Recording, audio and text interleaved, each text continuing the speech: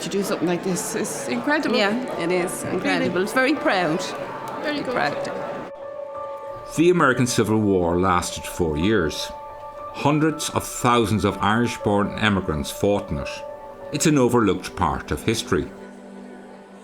Annie Ryan, along with her family, met our genealogy experts to confirm their family links to Michael Keegan, an Irish soldier who served in the US Army, hoping to pay their respects to a long-forgotten war hero.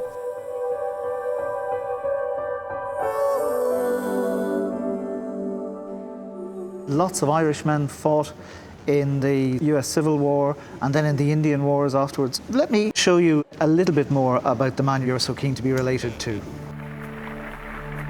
During President John F. Kennedy's historic visit to Ireland in 1963, he made a speech to the Dáil and presented to the Irish people a gift of such significance that it still hangs today in Leinster House.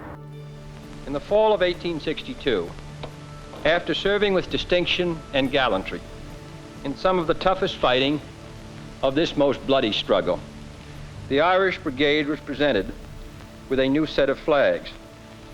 Today, in recognition of what these gallant Irishmen and what millions of other Irish have done for my country, I would like to present one of these flags to the people of Ireland.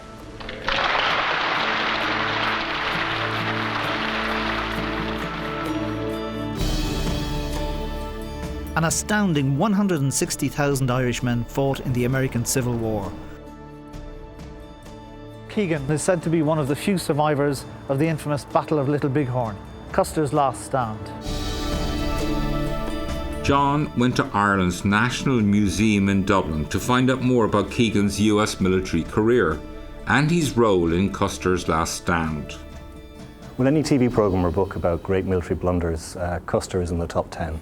He's one of the greatest examples of a bad leader, and Little Bighorn is kind of a complete disaster. Everybody was massacred. So how did Michael Keegan survive? Michael was lucky. Custer broke his forces into three parts. He left a small group, about 50 soldiers, to look after their wagons, essentially. So the wagon train was left behind. Michael, of course, was a bit older than some of the other soldiers, in his 50s at that stage, so he would have been the ideal soldier, very well experienced, but to leave him behind. So that was just basically a piece of blind luck on Michael Keegan's part. But war is like that. On many occasions, it's a last-minute decision that can save your life. We know that Michael Keegan enlisted in the US Army at Jefferson Barracks, Missouri in 1855. At that point, he gave his age as 29 and his place of birth as County Wexford. And then after the Civil War, he re-enlisted again in 1867, this time in the US 7th Cavalry. This was the outfit that was to become Custer's. And finally then, in 1872, he re-enlisted for a fifth time.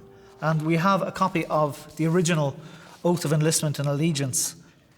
And it tells me as good as a photograph. He had light hair, blue eyes, a ruddy complexion, real Wexford man. He was 5'6" high. Here I have the certificate of his disability for discharge. It says he's incapable of performing the duties of a soldier because of chronic rheumatism, which he contracted in the service in line of duty, and it gives the degree of his disability as total. After he left the army, he eventually ended up in a boarding house in Chicago, then he died there in 1900. This is a very interesting document relating to his death. It's the bill for his funeral from Sheldon's Funeral Home in Chicago. A bill for $55.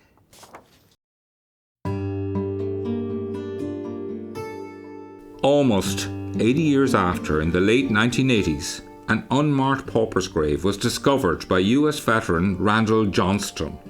It was, of course, Michael Keegan's grave. Touched by this unknown soldier's sacrifice, Johnston undertook a years-long campaign to have Keegan's remains exhumed and reinterred with full military honours. Michael Keegan was reburied with full military pomp. What had started out as a personal mission gained huge momentum, even catching the attention of the then American president. President Bill Clinton sent a letter to Ireland thanking the country for Michael's service. It says, "The United States of America honours the memory of Michael Keegan." Signed, William J. Clinton, President of the United States. But the question still remains. Was Annie Ryan related to Michael Keegan? Let's have a look at your family tree. Here you are, Anne and Mary. And through your mother, Ellie Walsh, you can see her mother was Anne Keegan and her father was John Keegan.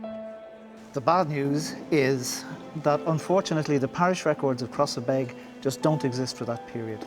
And really for the vast majority of people, that's the only evidence that there would be.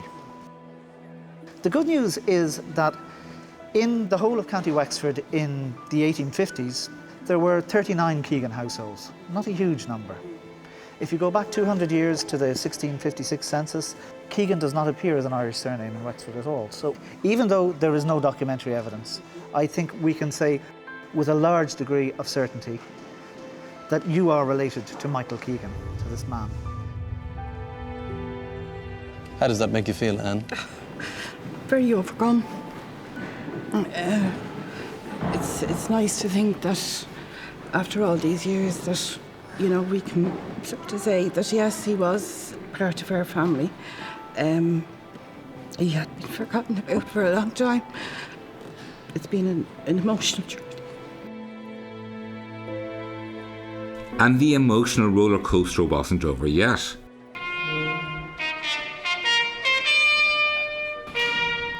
Master Sergeant George Sands from the United States Army makes a very special presentation to Annie.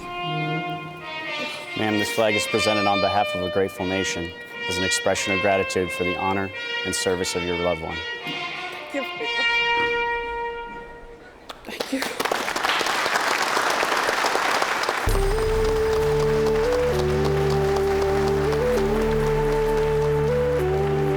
They do hold their servicemen in very high esteem, but like to do something like this is incredible. Yeah, it is incredible. Really? It's very proud. Very good. Proud. We can now say that, right, this Wexford man has been honoured and his flag has been presented to a distant relative somewhere along the line, and it just feels good.